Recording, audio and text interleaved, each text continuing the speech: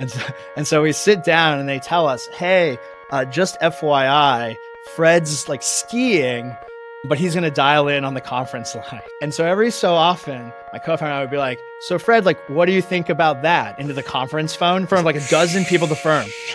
Oh, I wish. Silence. Oh, God. This is Funded, a show where founders who raise millions in venture capital share the gritty side of what it actually took to get that money in the bank. I'm Jason Ye. Not too long ago, I was trying to get my ideas funded. And back in the day, I was a VC listening to founders pitch me for money. Just like with any skill, there are beginners and there are experts. Through practice and experience, the experts become exceptional at what they do. In fundraising, there are also experts. You could call them the seasoned vets of venture capital. Any founder that's raised over 4 rounds of venture capital, from small angel rounds all the way to Series B and beyond, likely knows a little bit about what they're doing. Today, I get to share my conversation with one of those experts. Dylan Beynon is a 3-time founder who's raised over $60 million in his career. His most recent venture is Mindbloom, a company that provides at-home psychedelic care that transforms mental health, a company which he has raised over $50 million across 3 rounds for. Dylan's success with Mindbloom is amazing, but his why is even better. But for now, I'll leave it to Dylan to share, since his why is deeply embedded within his childhood.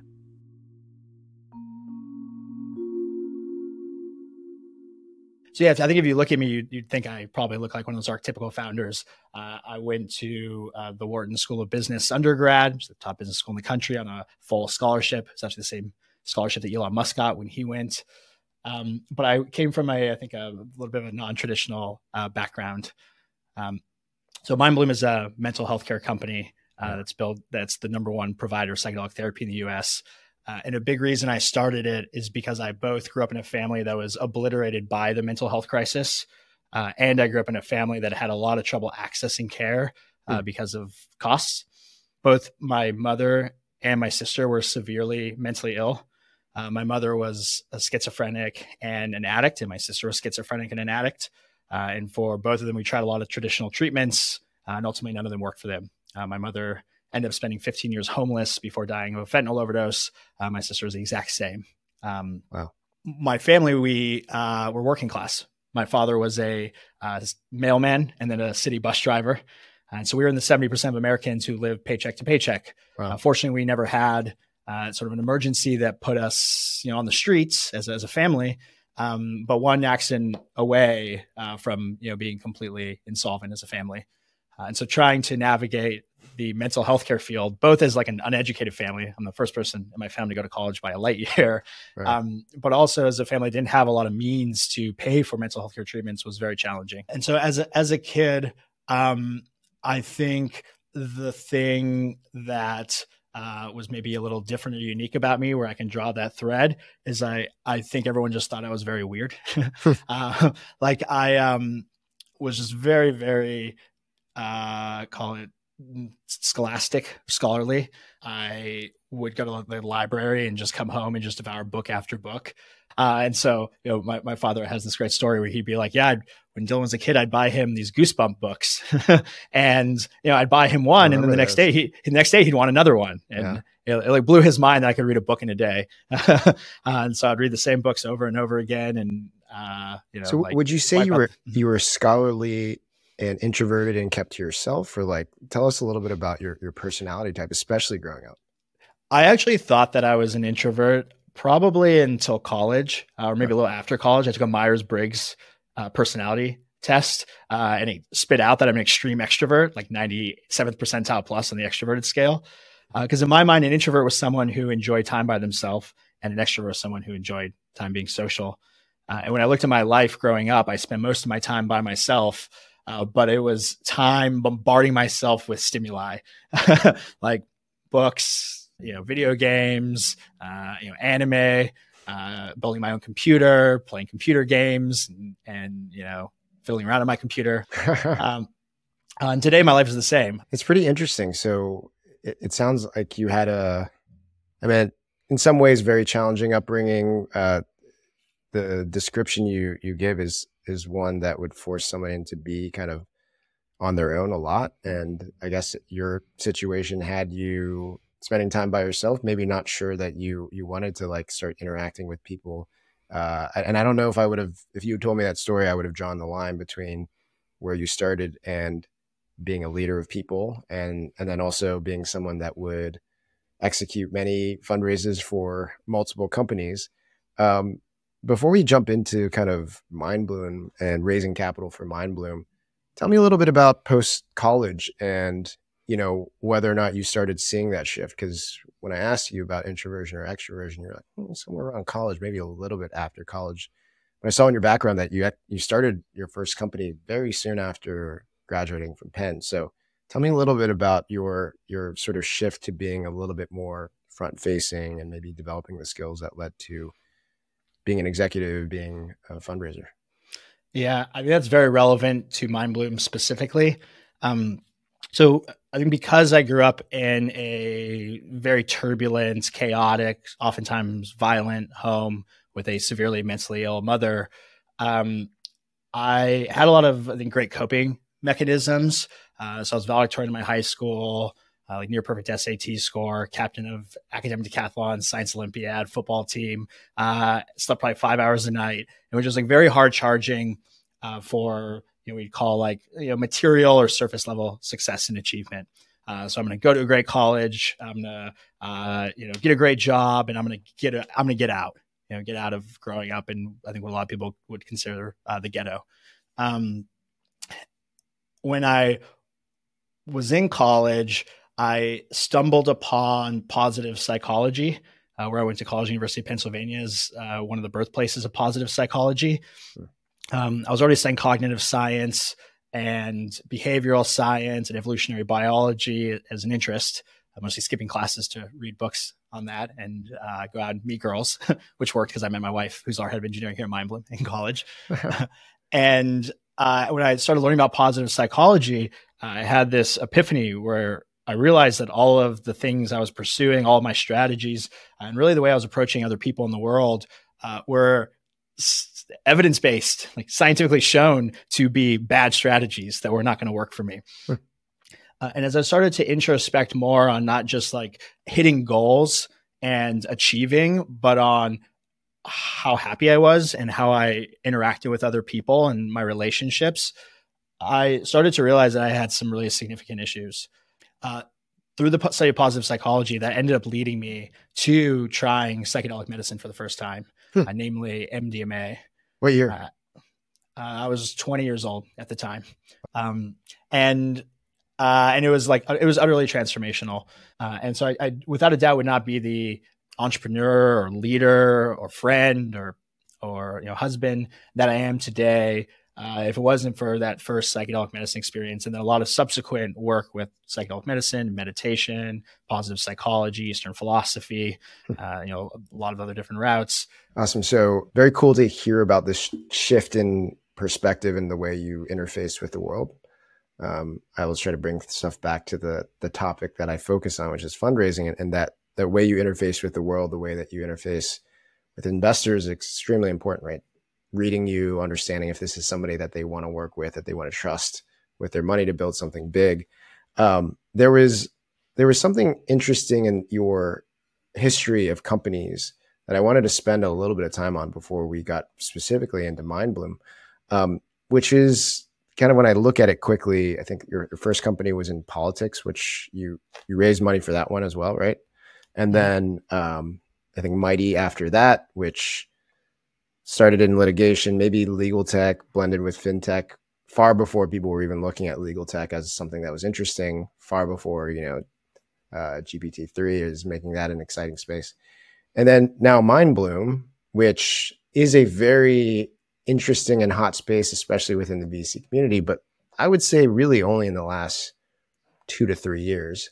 And so when you started Mindbloom in a highly regulated industry, in a space that maybe only hippies were thinking about, I put them all in a similar category of not down the middle, like very exciting spaces to invest in. Like it wasn't they weren't SaaS companies necessarily, maybe a little bit of Mighty.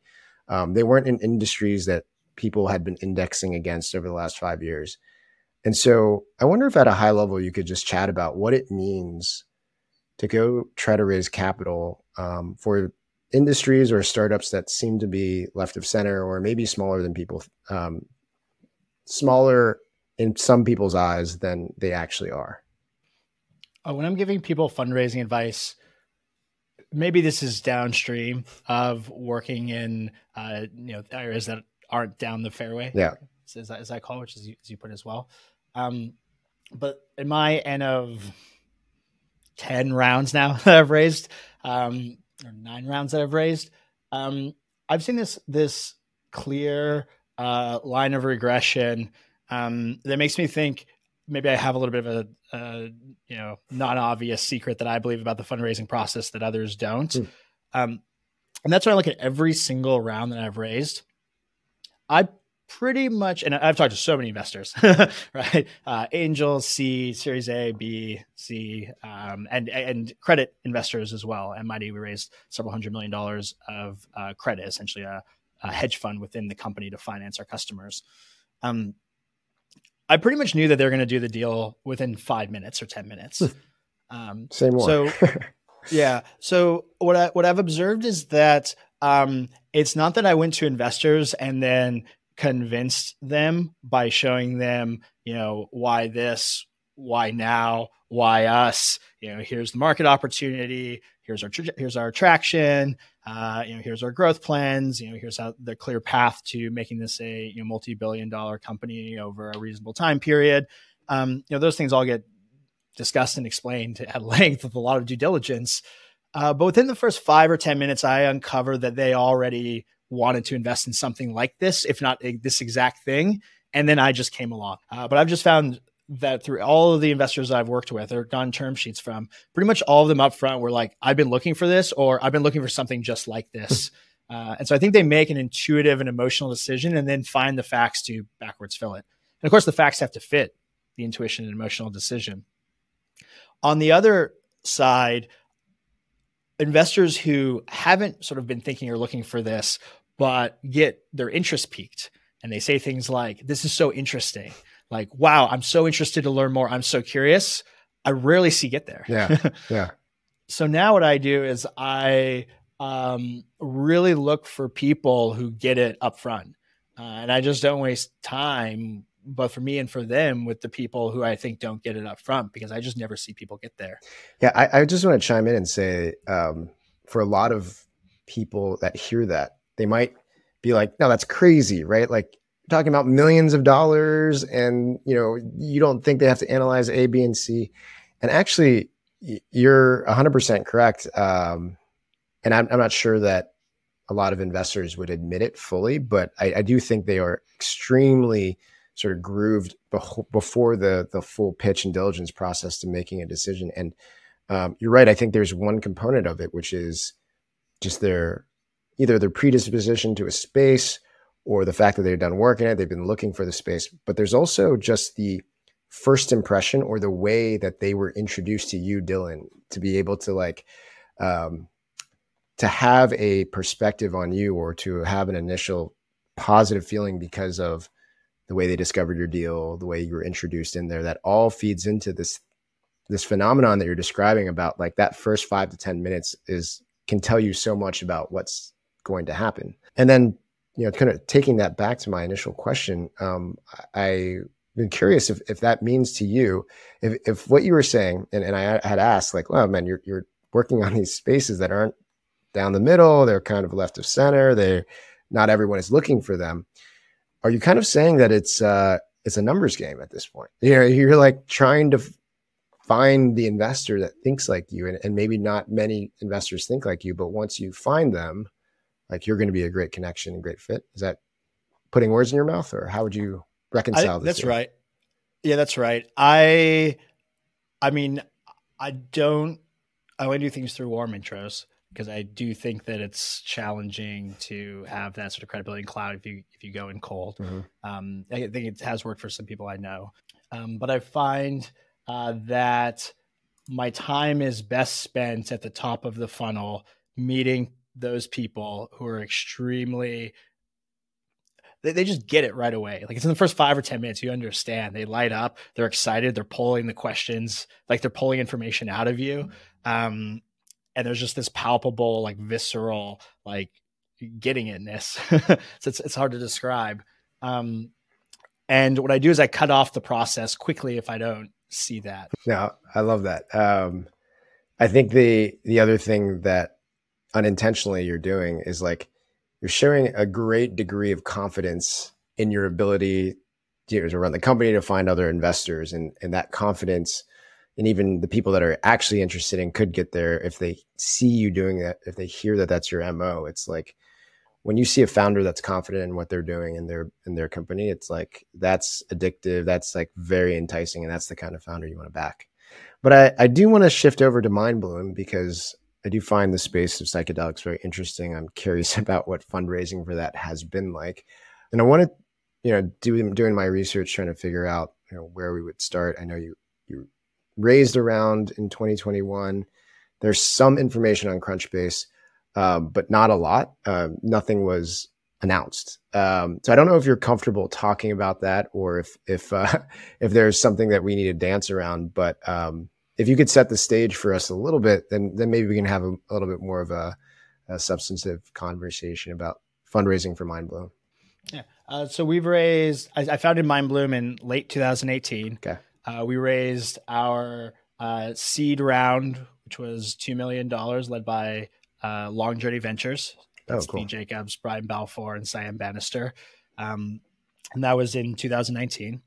Then in 2020, we raised our Series A, which was about 13 million from, we had a few term sheets, and I brought in 2 investors to co-lead. So it was Founders Fund and 8VC. Peter Thiel of Founders Fund led the deal, along with a couple guys at 8VC who are in the healthcare group. And then we raised a 35 million Series B in 2021, a year later, led by Kleiner Perkins. Oh, wow. So we've raised 50 million total. We are by far and away the best funded company in consumer psychedelics, with by far the best investors, Founders Fund, 8VC, and Kleiner Perkins, and a lot of other really incredible operator angels who are founders of the biggest consumer telemedicine companies and healthcare companies, and a bunch of other great funds like Left Lane Capital and Quiet Capital and Funders Club. Some of these investors who I've worked with over multiple companies, and we didn't announce. I didn't announce our fundraising for a few different reasons. So initially, I just didn't want anybody to know about the company. The company was really new. We came up, we saw that a lot of providers were doing at-home ketamine therapy, which is an incredible boon to patient access. Because when I started the company, ketamine therapy is like $1,000 a session, which my family would never have been able to afford. But ketamine is actually really cheap. And so through telemedicine, we've been able to bring the cost down like 80% from the average provider and bring it to hundreds of millions of Americans who can now access it, who didn't previously have access through telemedicine. We're in like 38 states, reaching 86% of Americans, whereas previously most people just were able to access some local clinic that was even hard to get to. Right. And so early on, just didn't want people to know that we existed so that we could achieve escape velocity before we had, a bunch of Y Combinator companies come out and copy us. Later on, as we started to take off as the #1 national brand for ketamine psychedelic therapy, decided that we actually just wanted the narrative that we were telling in the press and in the public to be focused on Mindbloom, the healthcare company, and not Mindbloom, the venture-backed tech company. To be really focused on the fact that we have been able to generate literally the best clinical outcomes for anxiety and depression of any treatment that's ever existed. Mental health is the #1 public health crisis. And we recently published the largest ever peer-reviewed clinical study in ketamine or psychedelic therapy history. It's hanging up my wall right here. Demonstrating that we're essentially a 10x better treatment in terms of efficacy, side effect profile, and speed to work for people. In addition, we're helping as I mentioned, millions and millions of patients get access by getting educated better prices, and actually getting it conveniently delivered to their home. And so at that point, we said, that's really the story that we want to tell about the transformational outcomes of our patients and the transformational work that our psychiatrists and psychedelic coaches are doing, and not how we're raising venture funding, like Peter Thiel's involved, not about Dylan, the tech CEO, doing a third company. Raising $50 million in venture capital is no joke. And although a lot of people would count that as a huge success, for Dylan, raising $50 million was just a vehicle to get to his true success story, revolutionizing the way we treat mental health issues. When we come back, Dylan talks about his insights around when it is and isn't valuable to announce your round. Like many of you, my last venture-backed startup was a SaaS business. In that company early on, we had the opportunity to sell into a large enterprise, but ran into some walls when they asked us if we were SOC 2 certified. Not only were we not certified, we also found out that it would take our small team a ton of time to get that done, and so we ended up abandoning the deal. If you haven't run into a situation like that where a potential customer or investor is asking if you're SOC 2, HIPAA, GDPR, or ISO 27001 certified, you probably will soon. But unlike me, you could use a company called Vanta to help. Vanta helps automate up to 90% of the compliance work, getting you audit ready in weeks rather than months, and eliminating up to 85% of the costs. Not only that, but Vanta can start small with you and scale up as you grow, helping you land bigger deals and earn customer trust. The best part is, Vanta is offering funded listeners $1,000 off for going to vanta.com/funded. That's VANTA.com/funded for $1,000 off your service. Check it out. Before I tell you my own perspective on that, I bet you've done both in your career, right? For your other companies versus Mindbloom in terms of announcing your fundraisers. What would your advice be to your angel investments that close a seed round or a Series A? Like, do you think it's valuable? I think it depends a lot on the company. For a company like Mindbloom, PR is a critical part of our strategy because we are trying to propel ketamine and psychedelic therapy into the mainstream and shift public perception. Generally, though, I'm pretty anti-PR. So I think a lot of companies often spin their wheels trying to get PR when it doesn't have like a massive force multiplier for their business or their customers. Oftentimes getting a little bit of PR can be helpful for people. It's nice to get some of those logos. The average person who is sort of maybe not in the know about how the PR engine works does attribute a lot of sort of social proof and authority. An example is I was recently at a Thanksgiving dinner with my wife, Allie, who's our head of engineering at Mindbloom, who I mentioned, her family and family friends in Williamsport, Pennsylvania. They have the Little League World Series out in the middle of nowhere. And we're at the dinner table, and her family friend, they're all doctors, says, Dylan, you finally made it. What do you mean, Glenn? He's a urologist and a surgeon. I was like, what do you mean, Glenn? He's like, oh, I saw your company was on the front page of the New York Times. I was like, in my head, I'm like, I saw that story and I was like, oh, that's pretty cool. And then moved on to the next thing. Yeah. I was like, I promise you, Glenn, that's on the list of 100 things that we've accomplished over the last year. Yeah, that's like, not even in the top 100. Yeah. But for a lot of people, right, seeing that does imbue a certain amount of gravitas and authority that I think is good for hiring. It does, I think, help investors with fundraising. It can potentially help with customers, and can also help convert better on things like landing pages, et cetera.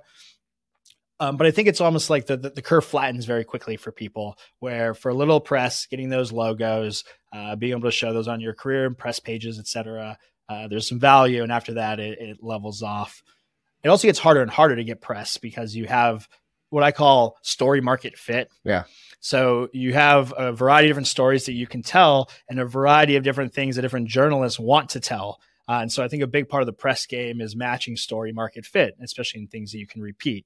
And so oftentimes a company might get story market fit for one story, think they can get press, but it turns out it's really hard to get more story market fit. Yeah, it's not a totally. point in time, and beat their heads against the wall. Yeah, one thing, I mean, I appreciated the fact that you aren't announcing. And I think the thing that I try to tell founders about that specific type of PR, the announcement PR, is especially for earlier stage companies, I think it tends to mostly be about ego and wanting to be able to show some level of success. I mean, this is funded, but I think we all know that fundraising isn't the end game, and that isn't a marker of success. But for a lot of first time founders, it is. And the one thing that I warn people against is like, one, it's going to attract more competition than you want, and like you want to kind of be heads down and building while people are unaware of how sexy this industry is. And then there's another piece I always point to, which is especially pre-product market fit. When people announce a fundraise and it's like, Mighty doing X finance for doctors or something like that, it can be really hard for a founder to be like, oh God, I just told the world that I'm finance for doctors, when really we want to do it for, litigation, peer-to-peer lending. We need a pivot. And I think it makes it harder for certain types of founders, especially first-time founders, to be agile with what they're doing and iterate and test, because they've announced it to the world that this is what they're going to do. So I think for everyone, you got to think about it as a tool and be intentional about it, and not just blindly go out and announce every round just because people think it's great for hiring or something like that. Today's also a very different environment. Mm-hmm. When I started working in tech, my first startup job was in 2011. And then I started my first company in 2012. The press was friendly to tech, right? They're writing a lot of generally positive stories that were inspirational about products and founders and companies doing really interesting things, and why these companies getting funded was a positive thing as we're propelling the economy forward and building new solutions and techno-economic innovations to unmet user needs. But today, the situation is inverted. Tech is generally hostile the press is generally hostile, not always, but on average, to founders, companies, and even tech products. And so if you don't have some understanding of how that game is played, I think people can walk into landmines, very early, and create potential negative press cycles before a company has sort of the brand and the clouds and the product and the outcomes to defend themselves. That's a great call out. It's kind of sucks to see, being in tech and wanting to support that industry and seeing so many of the negative storylines going out there. There's something that Mindbloom did that I wanted to focus on and kind of get you to react to or give us color around, and then even think about it as it extends into your future. But when you talked about your cadence of fundraising, it was, I'll mess up the numbers, but it was $2 million seed. A year later, $6 million. A year later, the $20+ million round. And so that cadence was quite quick. There are probably a couple of things that went into that, but a lot of the things I like asking founders about is like, do you remember what the trigger point was, in the beginning, when you knew, when did you know this was going to be a venture-backed company? And then sometimes when it's your Series A or Series B, I'm like, where in the operations of the company were you like, we need to go raise? And so instead of thinking about, it's been a couple years since your last raise, instead of thinking about any specific round, I wonder if you could take that concept and tell me where this rapid cadence came from. I have some guesses given, when in the market you were raising and other things, but to share a little bit about that, I think would be extremely helpful. Such a good question, Jason. So I raised our 2 million seed round in 2019, right before we launched. Essentially, I raised the money before I did anything. And so I had spurned about 1 million of that 2 million By the time that we had launched a psychedelic medicine clinic in Manhattan, had treated people both in person and then remotely, which was always the long-term plan. COVID helped us accelerate going fully remote, probably by about a year or two. And so that timeline just made sense. I had validated building out our medical and clinical team, validated like we can do ketamine therapy and at-home ketamine therapy, had great early clinical outcomes, distribution channels that were working, and that was sort of an easy story and time to do it. So you still had half of your initial capital when you went out to raise? Yes. Great. Yeah. I mean, at the time, essentially, we were able to move to fully remote because of the public health emergency during COVID. The company immediately took off and I immediately went to raise. So it was a very clear, there was already why this around ketamine therapy and psychedelic therapy for the huge mental health crisis that's getting worse every day. Why now? Because of regulatory changes and ketamine becoming available, and MDMA and psilocybin about to become available for people. And then, a why us in terms of, my background building some other companies, having a lot of other telemedicine founders around the table, and personally having my life transformed by psychedelics and sort of being deep into it. So trigger point for seed makes sense. You wanted to raise, you were a credible founder, you found the right people. So, and you knew look, this is a telehealth, this is a regulated telehealth company. It's going to take capital. I'm not going to bootstrap this. Seed to A was momentum and acceleration, right place, right time. Everything was happening. But you raised it again a year later, Yeah. And when I raised, so you'll find the A interesting. So the A ended up being 13 total, and I had several term sheets. I actually took the worst offer on the table to work with the investors I wanted to work with most. And I think they would probably appreciate if they heard me say this. I was told to work with Peter Thiel, you have to pay the Peter Thiel price. And I was like, great. So here's what I'm going to do. I'm going to pay the Peter Thiel price, but I'm going to raise less money than I want to raise. And then I'm going to immediately open up a safe at 2x the valuation, because now we have better investors. And I know other investors who are going to be less price sensitive. So the A was, I believe, 8.5 million. And then I immediately raised another 4.5 million over the next couple of months from people who already wanted to invest, but at a higher valuation. And so, that's actually an interesting probably strategy that your audience would be interesed in. But I think just to call this out, it happened to be at by the way, that's my mental health check-in alarm. It says, how are you feeling? How are you feeling? I'm feeling great, man. This is a great conversation in a space that I really love. And I was going to say, I want to call it out that when you are able to do things like that, manipulate the fundraising market, manipulate is a strong word, but sort of push the processes in the way that you influence them. It happens because there's demand, right? No one has the leverage to do this without demand, without actual demand there. And I think, one, you had a very interesting company, and two, this was the height of the market, right? And this is when stacking safes was very, very commonplace. Not just around and then one safe, but 3 safes in a row in order to get to the maximum valuation that the market would bear. It gets harder to do that when you're in more bearish fundraising markets. But I mean, I love exactly. I mean, that's what I would have done too. And I think decoupling your preferred expensive investor with just capital, I think was brilliant. So it can also be dicey, right? I had people who said, "Hey, I want to get in so badly. If you let me in, I'll take an even higher post money cap on the safe." But I didn't want to do that because I didn't want to risk being underwater at the next round if the price round valuation came out lower than the safe cap. Yeah, which I think a lot of people are experiencing right now.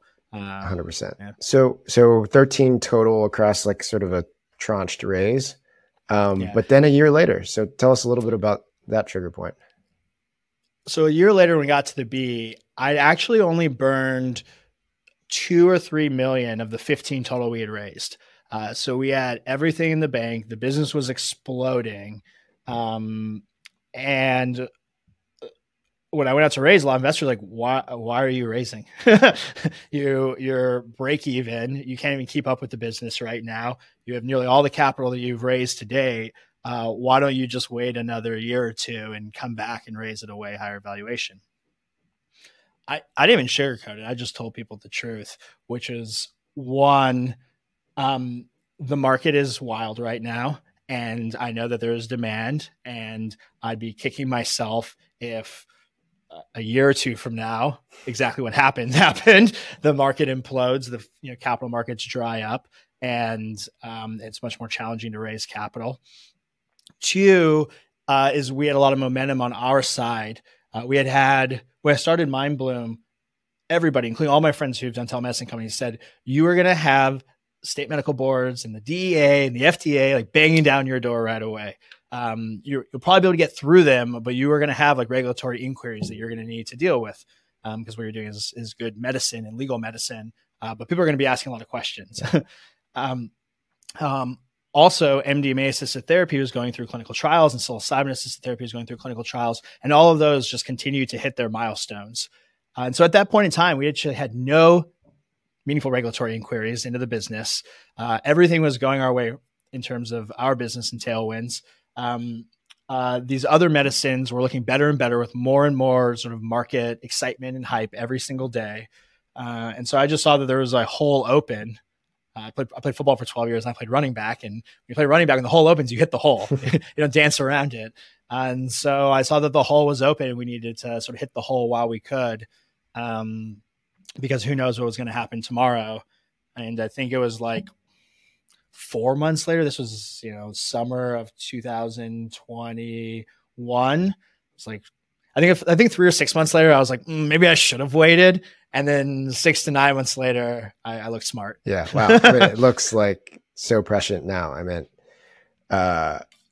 being able to fund yourself past a few milestones is incredible. And I think like before we pivot away from this part of the conversation, I think my takeaway there is like, people might listen to this at different times of funding environments. Or you might run a process that allows you, creates a ton of demand, and your valuation is much higher than maybe your fundamentals say you are, and you raise way, way, way more money. I think the key to that, and I wonder if you've done this, and I wonder how you think about this, is like essentially think about the fact that you probably skipped a round or you bundled 2 rounds together. And so I remember this because I made some investments at the height of the market, when YC companies were getting funded at $40 million valuations and, pulling down $4 or $5 million with no revenue or like minuscule revenue. And I was so uncomfortable at those times. I mean, some of your investors might've been uncomfortable too.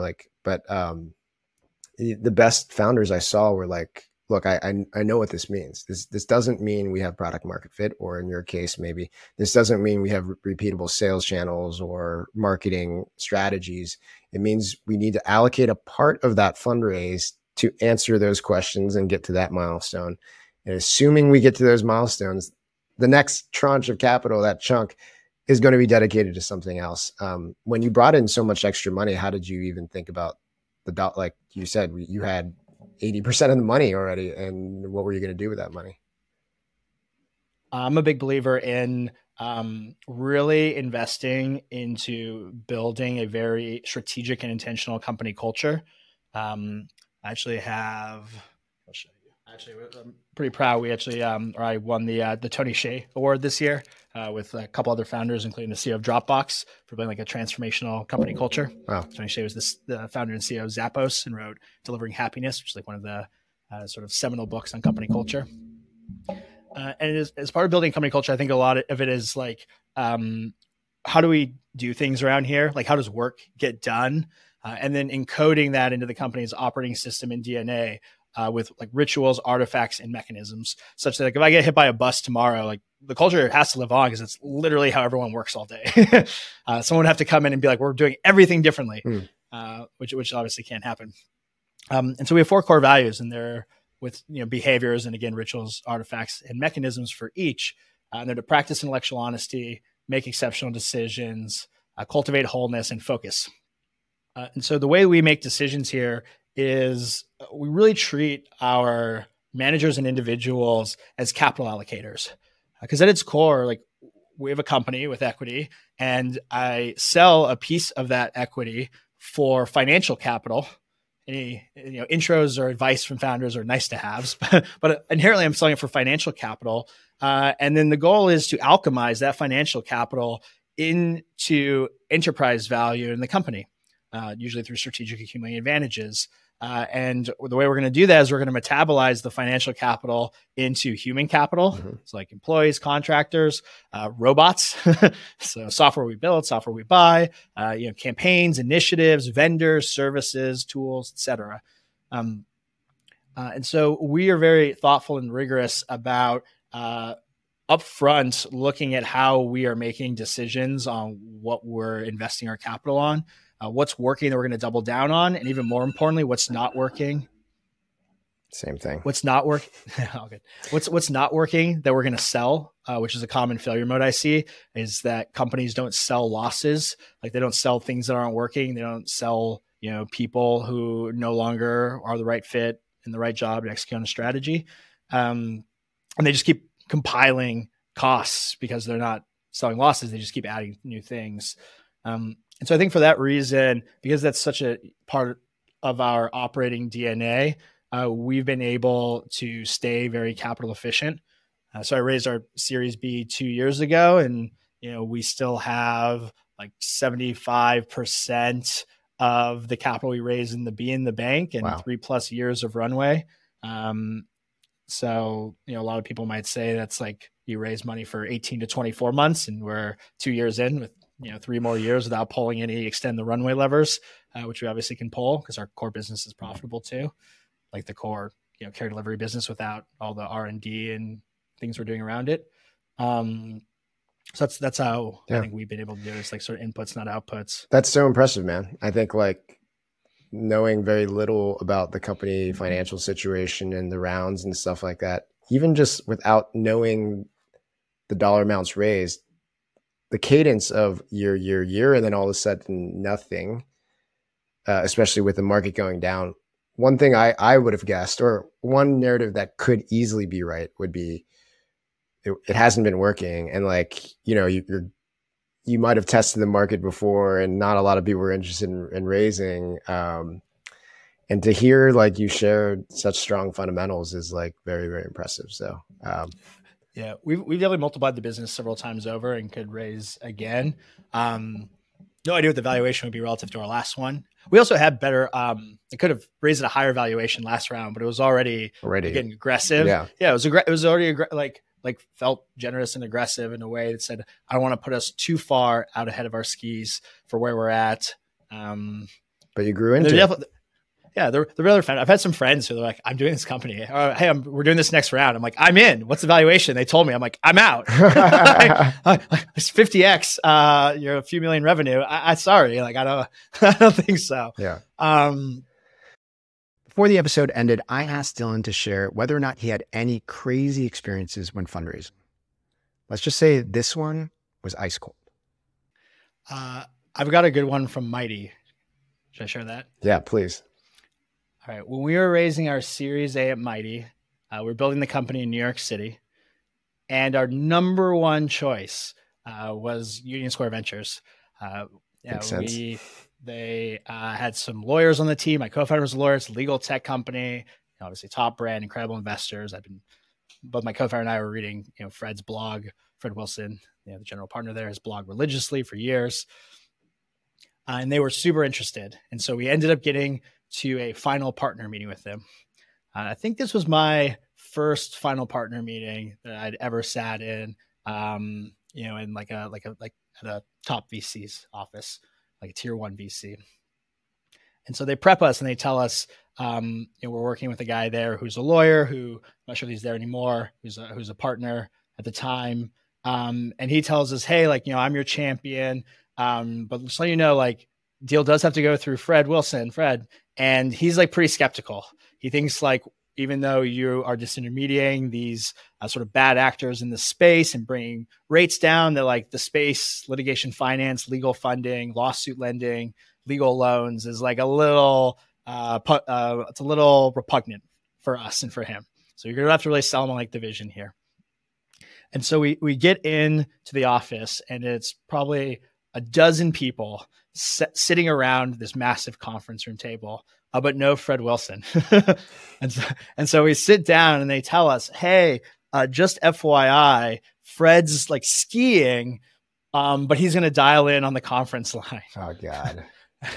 And we're like, okay, that's a bummer, but no big deal. We'll roll with the punches. And so my co-founder and I are giving the pitch and answering the questions. But we knew that like the strategy going in was like Fred was the guy to convince. Like we were told up front, like you have to convince Fred. If you convince Fred, the deal's done. If you don't, probably not. That's your objective here. Yeah. And so every so often my co-founder and I would be like, so Fred, like, what do you think about that? Into the conference phone in front of like a dozen people at the firm. Oh, I wish. Silence. Oh, God. Just silence. And we'd wait and be like, okay, we'll continue. And, we give them more of the pitch, talk to another partner, and then be like, so Fred, like, what's your reaction to that? Like, do you think that's good traction? Like, how would you deal with this issue? Have you seen this before? Just silence. Oh, and the whole room is squirming. Everybody knows this deal's not happening, that we're wasting our time, that he already clearly had said no, but they didn't, I think right. My hypothesis is they didn't want to say no after they said we're going to have a final partner meeting. So they had it, it was I think sort of embarrassing all the way around. So that was a tough one. I remember my co-founder Josh and I walked in the elevator, turned to each other like, they're not doing the deal, are they? They're not doing the deal. So we don't end on that like brutal note, or at least that one story. Do you remember where you were and when you got the note from Kleiner that they would be leading this latest round, and that they would be like, pushing a ton of money in pretty early within the life cycle of your last round. So. Okay. So I don't remember where I was when they said they'd like to issue a term sheet. I think I was probably at home. I do remember distinctly where I was when we decided to do the deal together, which was I was actually in Paris for the first time at a close friend here in our little anti-commune commune that we're building in Austin, Texas. He's also a really meaningful investor in Mindbloom, an angel investor who's invested in both our A and our B. I was at his wedding in Paris, and I was like outside of their like welcome party, like pacing on the phone, talking to my lawyer, talking to managing partners, doing back channel references. And fortunately, everyone really understood. It's like cheering me on. It was definitely one of those moments where you could see, your wife or your peers be like, "You work too much. You're a workaholic. Here we're at this wedding. You can't get off the phone." But instead, I think I have a really supportive and like-minded group of friends and wives. Everyone was like cheering me on. How'd the call go? Is the deal done yet? And so I was like literally walking into this opening wedding weekend as we decided let's do this together and partner up and build the future of psychedelic medicine together and bend the curve on this mental health crisis. Exciting. One thing that I want to wrap us up with is, I like to create a little bit of texture around the companies that I talk to. So I'll have different versions of this question, but what's one of the more meaningful or like crazier stories that you have about Mindbloom in terms of your interactions with customers? Is there any like sort of like tear-jerky or wild stories you have around Mindbloom's interactions with your end user? Tear-jerky is an apt word. So our client stories are like the lifeblood of the company, and they're actually one of like the main pillars of our brand. Is that biggest impediment to people trying ketamine or psychedelic therapy we found is fear. And the thing that helps people get over fear the most is hearing that someone just like you, who you trust, tried ketamine therapy and got an outcome. So one client story that means a lot to me, I mentioned that my mom and my sister were both severely mentally ill. And over the last couple of years, they both died of fentanyl overdoses. My sister after getting out of a 90-day inpatient rehab facility, my mom after being homeless for 15 years. My dad struggled with mental health issues for a long time too. He's had a challenging life. And after my sister died, about 8 months ago. He was in a like deep suicidal depression.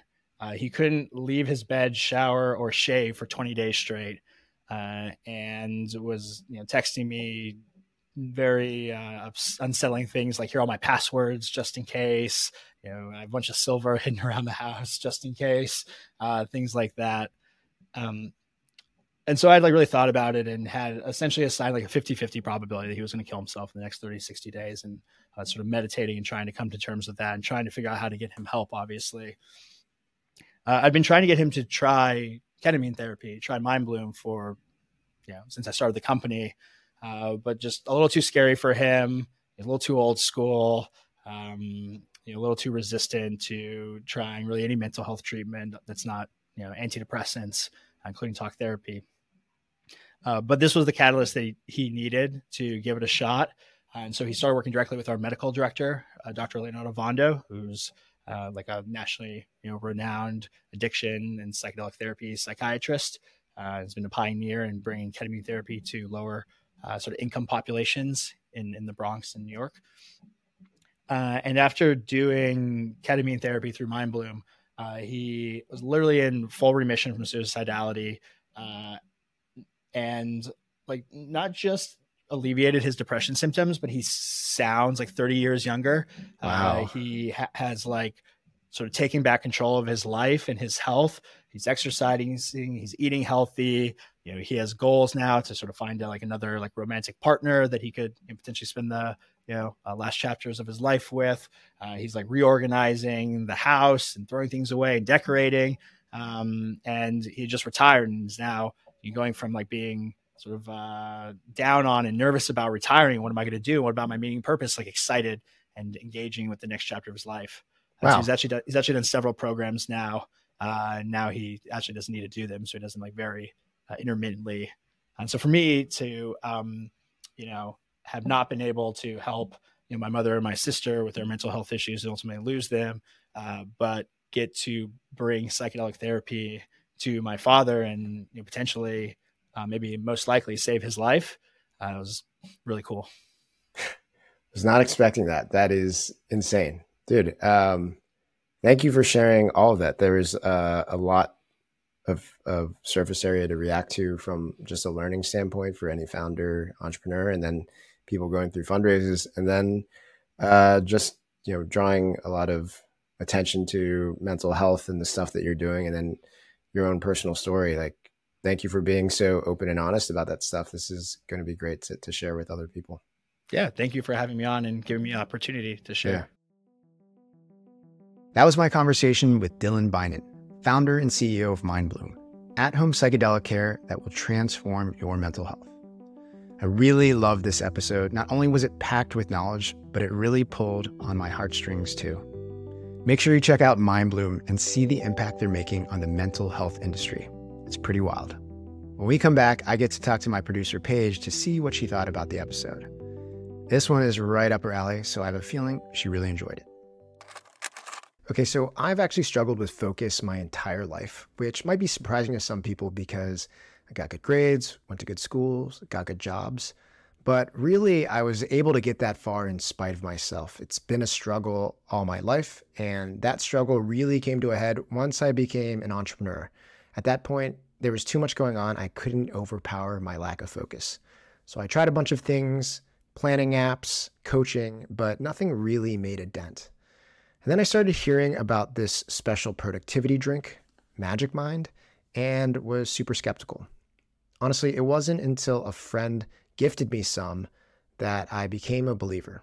When you take a little bit of this stuff, it's hard to describe, but there's like this feeling of focus that just washes over you, where all the things that normally distract you no longer do. And honestly, it's been a game changer for me.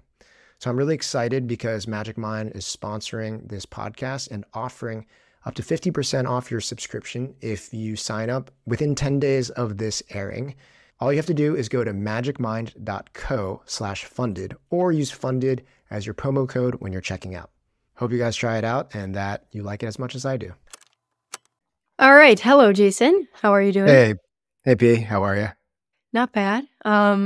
This episode had a lot going on in it, from emotional stories to incredible venture backable stories to just overall, honestly, me being impressed with the founder that he is and how much he was able to accomplish within the 3 years that he raised for Mindbloom.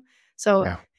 there's definitely a lot of different things that I want to touch on. I will admit this episode stumped me just a little bit, especially when he was speaking around his Series A. And I hope I don't butcher this, but so this is my question that I have for you because I'm terribly confused. He went out to raise his Series A, and because he wanted a specific investor, Peter Thiel, I'm not sure Teal. if I'm Yep. pronouncing Thiel, um, he allowed, the valuation to be lower, and he like closed the round with him. And then he went out to raise again a few months after, still for his Series A.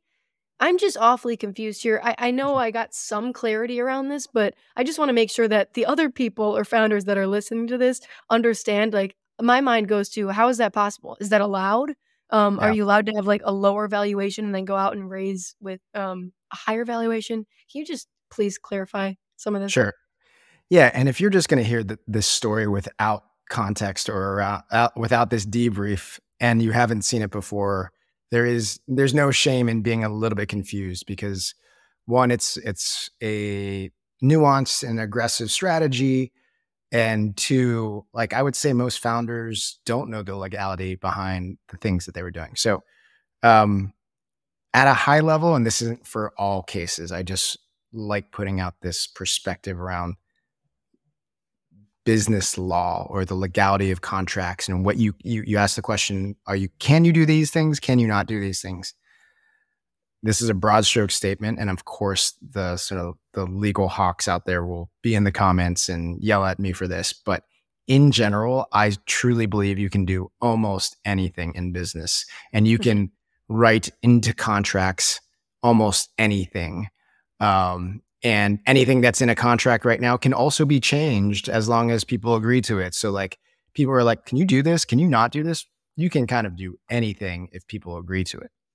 So that's a high level. And that might sound overly simplistic, but it's an important message for founders to hear because so much of being good at fundraising and business is like understanding what is easy to get done, what's possible to get done. And so many founders think like they can't do it because they've heard that you can't do it or that other people haven't done it in the past. So that's one thing. The second thing is, go ahead. I was just going to say, it's kind of genius when you think about it. Like, it's totally genius. Like, he ended up raising less than he wanted to at a lower valuation with the person that he wanted. And then he was able to go back out and raise to, create the actual amount he wanted to raise in his Series A, which was like 13 or 12 million. And he was able to get like the best of both worlds. So I mean, I'm all for it. I think if you have totally. the mind for it. And Dylan has the mind for it, and he has the experience set. He probably has people around him that help give him the advice that he can get this done. But yeah, he did something that most people don't do. And because that's something most people don't do, you won't find it in the fundraising textbooks necessarily. And you won't find it. You just have to kind of know the nuance of, hey, what is it I'm trying to get done and what is possible? What will people be open to doing? So that's, level setting there. The second thing is, you asked about raising a certain round, like raising a Series A, and if you can chop it up and do all these things. Well, when it comes to the legal documentation of rounds, what you will find is that when people do their investment at the same time, those things are considered rounds on the same legal documents. So if you and I all invested at the same time in the same documents, that would be called, let's call it the Series J for Jason. And if afterwards people invested at the same kind of time, but different terms, on the legal documents, it couldn't be called the Series J2. It would have to have some other designation. So sometimes they would put Series J2. So from the legal point of view, they're technically different rounds. But when we are just talking to people on the street, and we're talking in business terms and media, what people want to know is, when did people take money in? And at that time, how much money in total did they get, so that they understand the context of what were they able to accomplish? What did they use that capital to invest in? How much capital did they have to invest in business operations? So they would consider all the different investments that happen around the similar time zone to all be the same round. So it's overly simplistic. We all invested in the Series J. So that's what was happening with Dylan in Mindbloom, is that he was chopping up like how people would come in and when. Externally, people would just, we would think about like everyone came into the Series A, but if you really dove into it, you would find out that there were these different sort of rounds, like series of rounds that were probably Series A, Series A1, Series A2, or something like that. So that's the clarification there. And then in terms of the overall strategy that he went with, we'll do some simple math and ideas around this. Let's say he wanted to raise these weren't the numbers, but let's say he wanted to raise $10 million. And in his mind, he wanted a valuation of $100 million. Like, let's say that was the hypothetical situation, right? And there was an investor that was a super all-star, Peter Thiel, who was the first backer of Facebook and a lot of other amazing investments, who has the leverage because of his track record and his ability to help companies succeed, to say, well, I want a great price. That's the only way I'll invest is if I get a great price. And I don't want to do a $100 million valuation. Well, what Dylan was saying was like, well, my goal is to get overall X dollars total. In this simple math version, I want to get $10 million of invested capital. If I give Peter Thiel his discount, his price break that he wants, he doesn't want to invest at the 100 million that I want. I'm going to give him a 50% discount, as in you get to invest at a $50 million valuation. I'll take $5 million from you. I still need to raise $10 million. And, where I want to get at is if all the money were invested at $100 million. In order to get that done on a blended basis, we'll go and say, well, let's raise another $5 million. Let's raise the rest of the round, but at a $150 million valuation, in which case the blended impact of all those investments will all feel like the whole 10 million was done at $100 million. So that's kind of how he thought about things. He was like, I really want Peter Thiel. And by the way, the signal, the perception of a company that got Peter Thiel to invest in is already one that, like, now the value is going up. Wow, this is an amazing company. So he was able to give what he called the Peter Thiel discount to Peter Thiel, and then go out to everyone else and be like, hey, do you want to invest alongside behind Peter Thiel? Well, here's the price. And people wanted to do it. And he got the best of both worlds, as you put it. That is literally genius, but like extremely hard to pull off. That's correct. I think that, your instincts are right. It's smart to be able to think that's happening. Here are the things about what I said. Here's the sort of the rub of what I said about anything is possible. Well, in investing, when things are non-standard or when things don't look like you're used to, it can kind of raise eyebrows. It can kind of have people take a second and hesitate. And when there's ever doubt or hesitation around things, or why is this happening, the mind of a VC and investor can go in a lot of different ways. And a lot of times they'll be like, I don't want to deal with something that looks off or looks non-standard, where I have to think, is there a reason why it's like this? Is there a reason why it's like this and it's hurting me and hurting my ability to make money? Well, I'm just not going to do that. So in order for, this is the caveat about anything is possible. In order for you to do non-standard things the way Dylan did, you have to have a lot of momentum. You have to have a lot of leverage. You have to have a lot of like excitement about the deal to overcome some of that like iffiness. So in his case, he was doing it in a really hot market, and he was doing it with Peter Thiel coming in. He was doing it with him as a experienced, successful repeat entrepreneur. He had a lot of things going for it. So the little bit of a curveball was overcome by all that excitement. This isn't to say that some random founder who's never done things before can go in and be like, oh, I'm going to chop up my round to 3 different rounds, get the average, and go tell people that they get different prices. Well, if you don't have the same things that Dylan and Mindbloom had, that might be difficult. Scene. That's well, because that's the biggest hunk that was the biggest hunk of the episode that I needed to like wrap my head around. And I think you just did that beautifully. And I think it goes to show honestly how good Dylan is at what he does. He's got a lot of knowledge up there and he's putting it to use, and, all power to him. I think this is an amazing episode. It was a tear jerky episode. It was a lot of things. And I'm glad that we get to give this to our listeners. Yeah, so good. And you asked the exact right questions to make that emotional story be the surface area to learn a lot of the things that founders don't really understand about valuation and pricing. So great. Well, I'm glad I could ask the embarrassing questions so they don't have to. Awesome. Great stuff. If you're looking for more insights, strategies, and support around fundraising, subscribe to our weekly newsletter at fundedpod.com/newsletter. And find me on social. I'm at JAYYEH, that's JAYYEH, on almost every platform. I respond to newsletter replies and DMs, so hit me up. This episode was produced by Paige Randall. Hey, guys. Thanks also to John O'Lee from Adamant. Hey, everyone. And as always, one last thanks to our fantastic sponsor, Vanta, the leading automated security and compliance platform.